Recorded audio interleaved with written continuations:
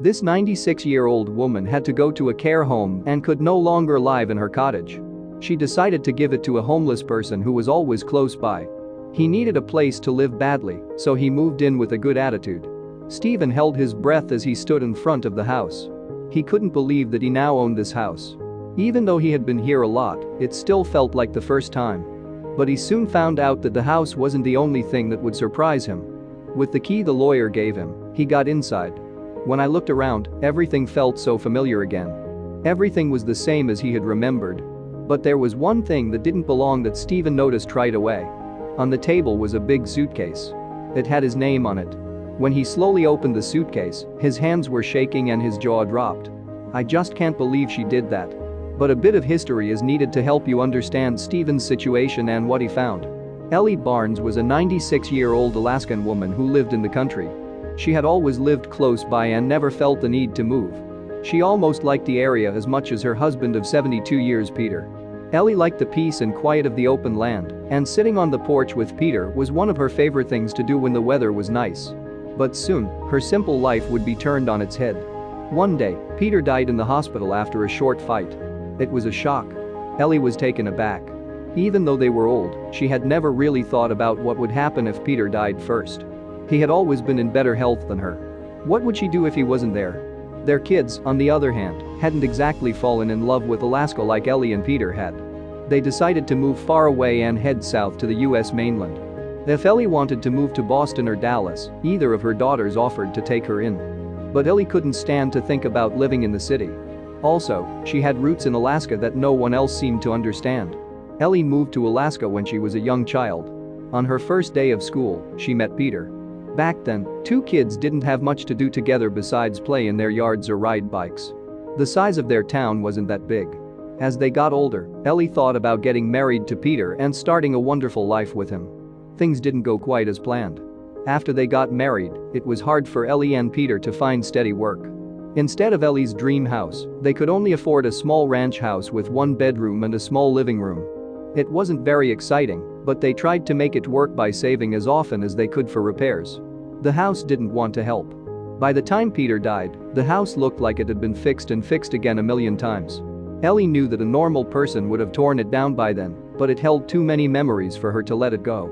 She needed help making sure the house could handle another year of snow because winter was coming soon. Who was still there to help her? Ellie was lucky to be able to get help from a neighbor who lived just 10 minutes away. They had known each other for a long time and offered to help keep the house in order. But there was so much to do because the roof was leaking and the windows were broken. And Ellie's neighbors had their own problems. Ellie's neighbors were getting old and couldn't do much of the hard work that Ellie needed to fix up the house.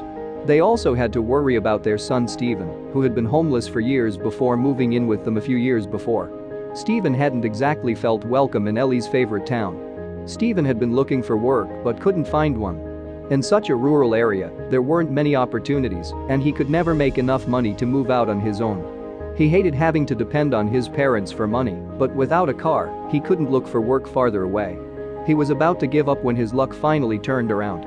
Stephen was healthy and strong enough to do a lot of the work at Ellie's house that his parents couldn't do.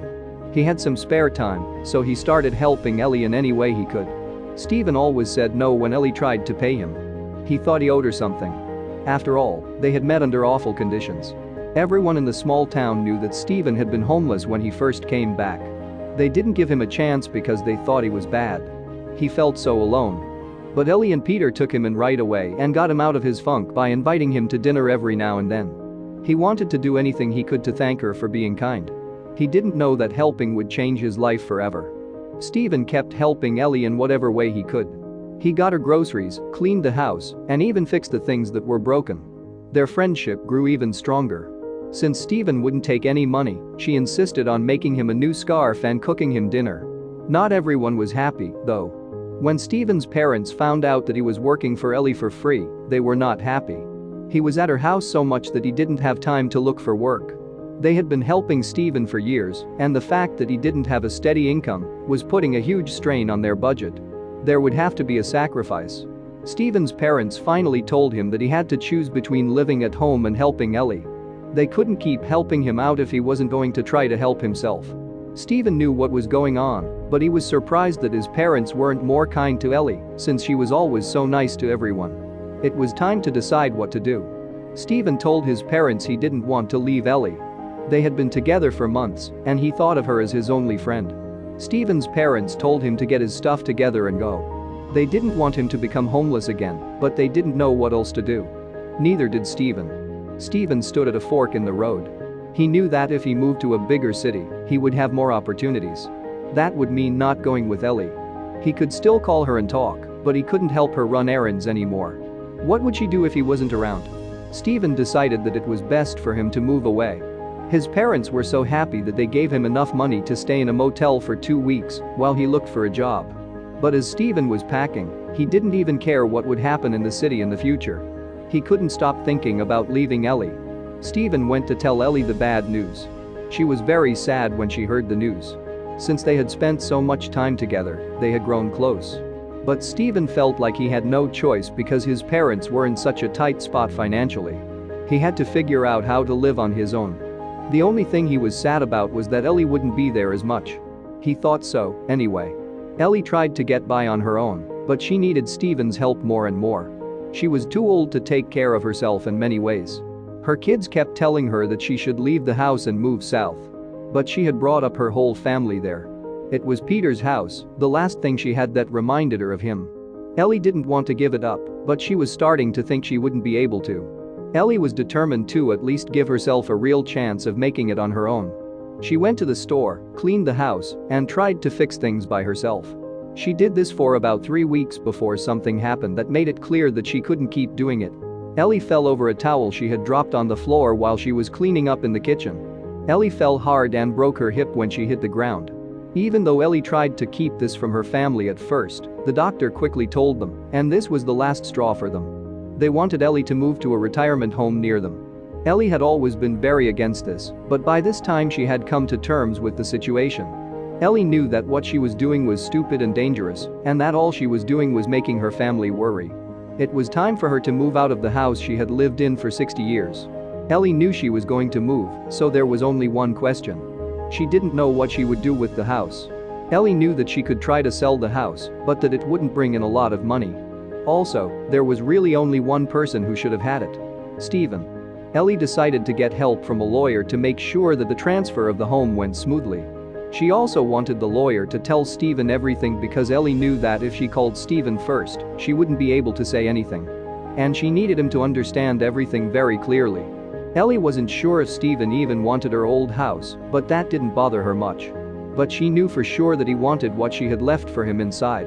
See, the house was just a distraction that Ellie used to hide what she really wanted to give Stephen.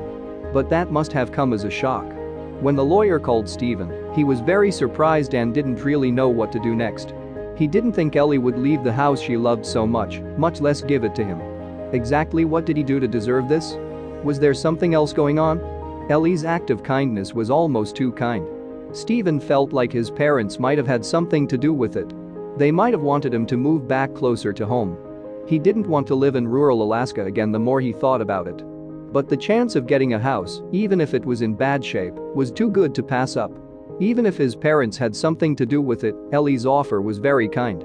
Also, if he wanted to, he could always just sell it for cold hard cash. Since Stephen moved back to the big city, things had not been easy for him. He had been living on the street, and other than a few odd jobs, he hadn't found much else to do. This was the main reason he moved back to the big city, where opportunities were more likely to be available.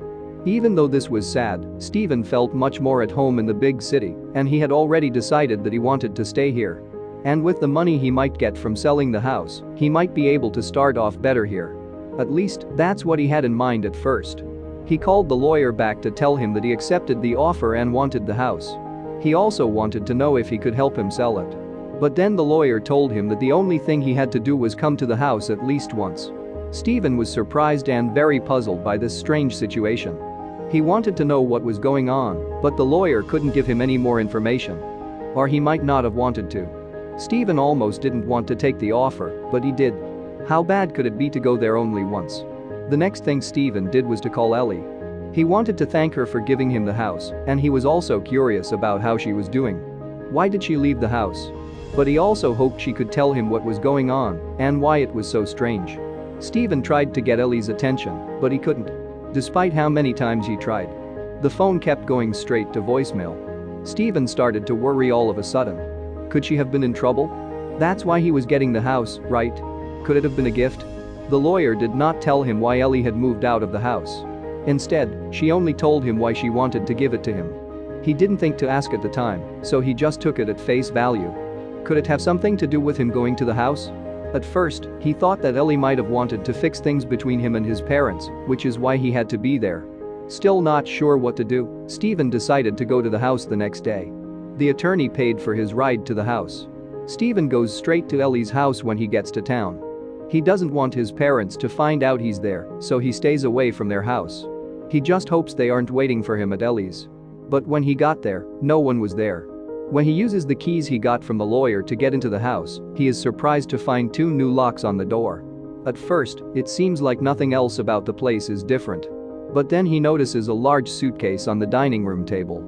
He walks up to the suitcase, not sure if it was left for him, and quickly sees that his name is written on it. Stephen knew this was Ellie's work because he knew her handwriting. As soon as he opened the suitcase, he saw that it was full of small envelopes. Stephen randomly chose one of the envelopes. It says for grocery shopping. After that, she chose a couple more. For fixing the gutter, for cleaning the kitchen, and for taking her for a walk. All the things Stephen had done over the years for Ellie and Peter. But now comes the best part. There was some money in each envelope.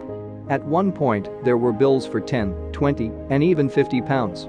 Stephen opened all of them and counted the money. When he added it all up, he found that it came to about $15,000. Stephen was still kind of shocked, but he decided to try to call Ellie again.